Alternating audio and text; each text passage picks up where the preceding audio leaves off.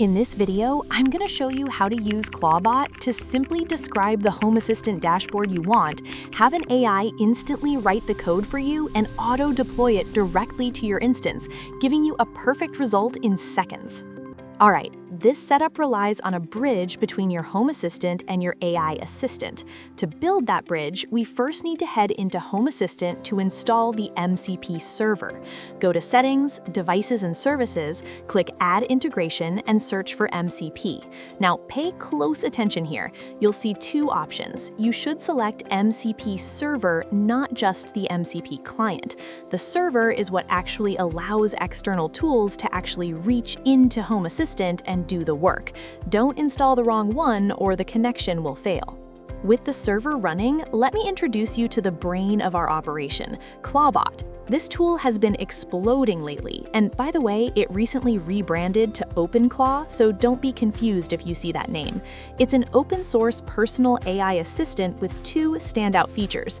First, it has persistent memory, so it actually remembers your home's context. Second, you can talk to it on any chat app, like WhatsApp, Telegram, or Discord. The list goes on. Absolutely zero barrier. If you can type a message, you can build a dashboard. To get it on your system, head to the Openclaw website and copy the provided curl command. Paste it into your Linux terminal, run it, and the installation is done. Now we need to bring it to life. Type Clawdbot onboard to start the setup. First, it'll warn you about security risks. Select Yes. For the onboarding mode, choose Quick Start. Next, pick your AI provider, paste your API key, and select a model to connect the AI. Next, it asks for a channel, which is the app you'll use to chat with the bot. Since this is highly customizable and easy to set up later, we'll just choose to skip this step for now.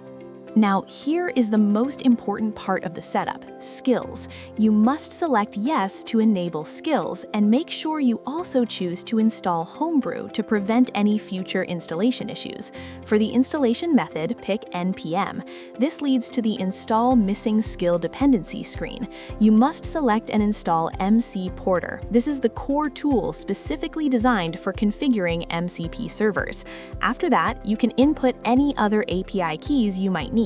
To solve the memory issue, make sure you enable hooks. Finally, use the recommended hatch in TUI method to successfully launch Clawdbot.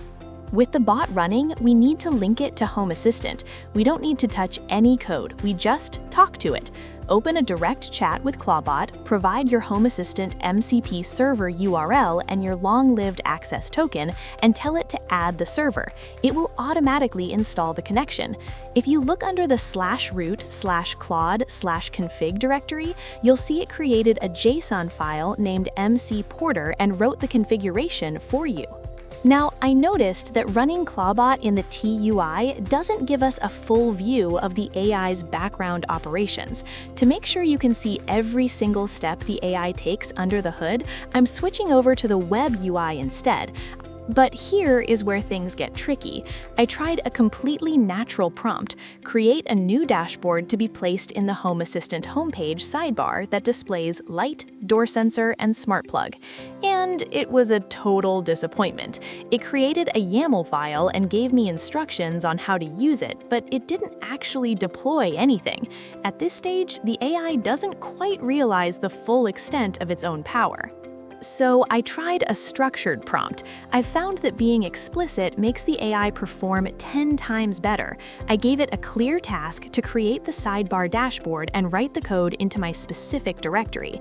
I defined the requirements, specifying that it should use standard entity cards for my light, door sensor, and smart plug. Finally, I added notes with the exact installation path and the specific Docker command to restart the service. This time, the AI is incredibly focused. It looks up the real entity IDs in my system, generates the dashboard code, writes it directly to the system files, and, this is the best part, automatically restarts Home Assistant to make it live. Let's head into Home Assistant to verify. There it is, in the sidebar, a brand new dashboard named Devices Control. It has all three cards, light control, door sensor, and smart plug, all functional and error-free. We didn't touch the UI, we didn't write a single line of YAML, and there were zero errors. We simply had a conversation and the AI built the dashboard we asked for.